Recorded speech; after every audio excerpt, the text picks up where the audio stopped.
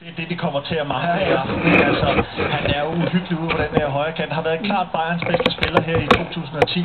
Og det var det her mål, der faktisk gjorde, at de står i aften. Den har fundet sin ret hylde, kan man sige. Og er måske den allervigtigste. Han har scoret alle mål i Bundesliga, alle de vigtige mål. Han scorer mod Fiorentina er et vigtigt mål, for ellers er de røde. Nå, jeg ikke. Så er det sjovt. Han er i topform, og han er ikke med. Det gør det bare sjovt.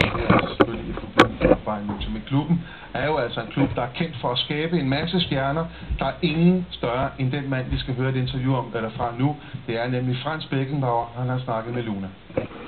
Wir haben Fritz Alström und Peter Schmeichel in unserem Studio in Kopenhagen. Viele Grüße an beide, alte gute Freunde.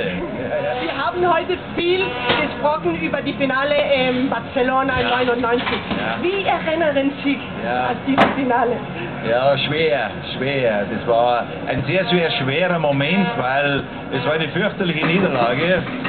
Ich glaube, sagen zu können, dass die Bayern die bessere Mannschaft waren, haben sogar eine Pfoste Latte getroffen, also man hatte eigentlich den Pokal schon in der Hand und dann hat man zwei Fehler gemacht in der Endphase des Spiels und somit hat Manchester 2:1 gewonnen. Aber ich war damals Präsident des FC Bayern und Lennart Johansson, der damalige UEFA-Präsident, war neben mir gesessen.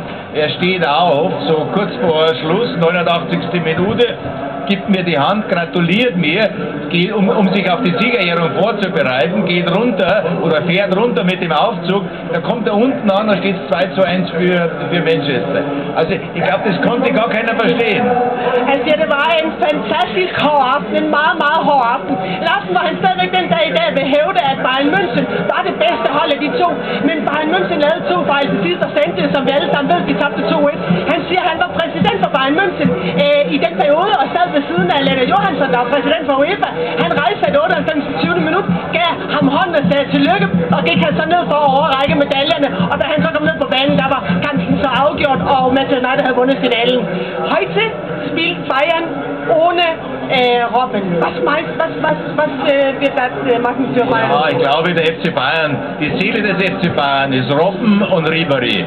Und wenn einer fehlt, dann ist es natürlich ein schwerer Rückschlag, weil gerade Robben in einer fantastischen Form war. Er wird uns natürlich heute fehlen, aber ich denke, dann muss halt irgendjemand, der in die Mannschaft kommt, anstelle von Arjen Robben, der muss jetzt versuchen, das Beste aus dieser Situation zu machen. Han siger, det er et stort tab, at Arjen Robben ikke er med hos Bayern i aften, fordi der er ingen tvivl om, at både Arjen Robben og Ribéry er de to vigtige offensive spillere på det her Bayern-hold. Men som han siger, vi skal selvfølgelig kunne spille også uden en Robben, og der må være en, der går ind og erstatter for ham. Så lad os se, hvad der sker. Vielen Dank og viel Glück. Der er for alvor dømt fransk rendezvous i aften på Stade de Galante, når Bordeaux besøger Lyon. Gæsterne har ikke tabt i Champions League i år og kommer med 7 sejre i træk og en førsteplads i ligaen. Sidst de var på besøg i Lyon, vandt de 1-0 på et sent mål af Chamac, men i lørdags tabte de Liga-koppen til Marseille, så alt er ikke en dans på franske linjer.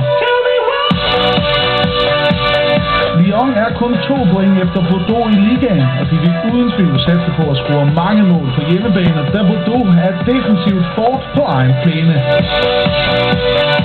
Der er ingen alvorlige skader. Lisandro og Pjanic, Gourcuff og Chamac, de franske stjerner, er klar. Så, som de siger i Frankrig, laissez le bon temps brûler.